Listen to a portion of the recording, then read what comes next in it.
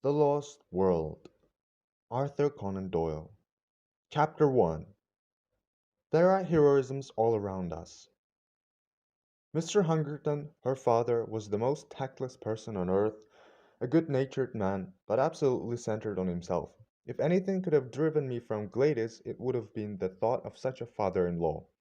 I'm sure that he really believed that I came round to their house 3 days a week only for the pleasure of his company. For an hour or more that evening I listened to this monotonous talk about money exchange and debts. Imagine, he cried, that all the debts in the world were to be paid at once. What would happen then? I answered that I should be a ruined man. He jumped from his chair, complained that it was impossible for him to discuss any reasonable subject with me, and ran out of the room to dress for a Masonic meeting. At last I was alone with Gladys, and the moment of fate had come. All that evening I had felt like the soldier who waits the signal which will send him on a hope. She sat against the red curtain. How beautiful she was, and yet how aloof. We had been friends, quite good friends, but never could I get beyond the same friendship which I might have had with one of my fellow reporters upon the Gazette. A frank and kind friendship. My nature is all against a woman who is too frank with me. It is no compliment to a man. Where the real feeling begins, shyness and distrust are its companions. It is heritage from old days when love and violence went often hand in hand.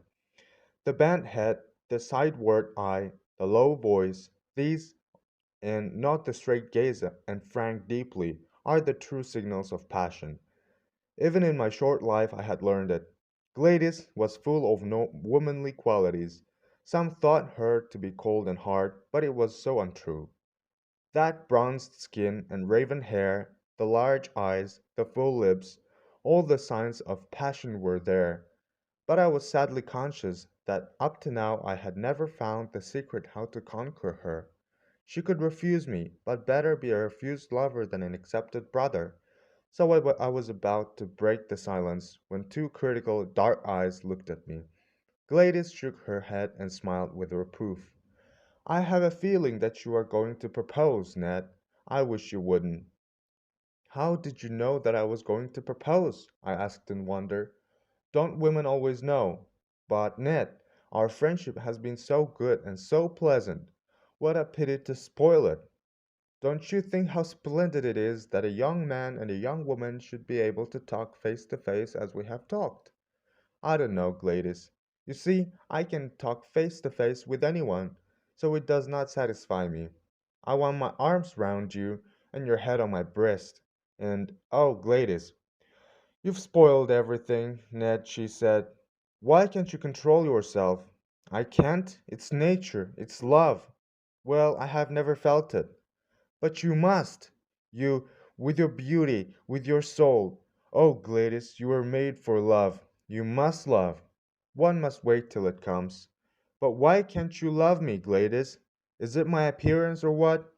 No, it isn't that, she said with a smile. It's deeper. My character? She nodded severely. What can I do, Gladys? Tell me, what's wrong? I'm in love with somebody else, she said.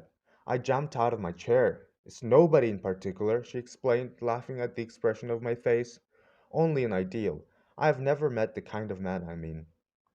Tell me about him. What does he look like? Oh, he might look very much like you.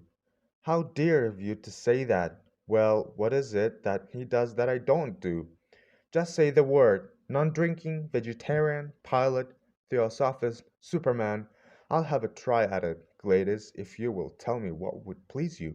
She laughed at the flexibility of my character. Well, in the first place, I don't think my ideal would speak like that, said she. He would be a hard man, not so ready to adapt himself to a girl, but above all, he must be a man who could act, who could look death in the face and have no fear of him. A man of great experiences. It's not a man that I should love, but the glories he had won because they would be reflected upon me. She looked so beautiful in her enthusiasm. But we don't usually get the chance of great experiences. At least, I never had the chance. If I did, I should try to take it. But chances are all around you. Remember that young Frenchman you went up last week in a balloon? The wind blew him 1,500 miles in 24 hours, and he fell in the middle of Russia. That was the kind of man I mean. Think of the woman he loved, and how other women must have envied her. That's what I should like to be, envied for my man. I'd have done it to please you. But you shouldn't do it just to please me. You should do it because you can't help yourself, because it's natural to you. Now, when you described the Wigan coal explosion last month, could you not have gone down and helped those people? I did. You never said so. There was nothing worth boasting of. I didn't know. She looked at me with more interest. That was brave of you. I had to. If you want to write a good article, you must be where the things are. What a prosaic motive! It seems to take all the romance out of it. But still, I am glad that you went down that mine. I dare say I'm a foolish woman with a young girl's dreams, and yet it is so real with me that I cannot help it. If I marry, I do want to marry a famous man. Why should you not? I cried. Give me a chance and see if I will take it. I'll do something in the world. She laughed at my sudden Irish excitement. Why not? She said. You have everything a man could have youth, health, strength, education, energy. Now I'm glad if it weakens these thoughts in you. And if I. Her dear hand rested upon my lips. Not another word, sir. You should have been at the office for evening duty half an hour ago. Some day, perhaps, when you have won your place in the world, we shall talk it over again.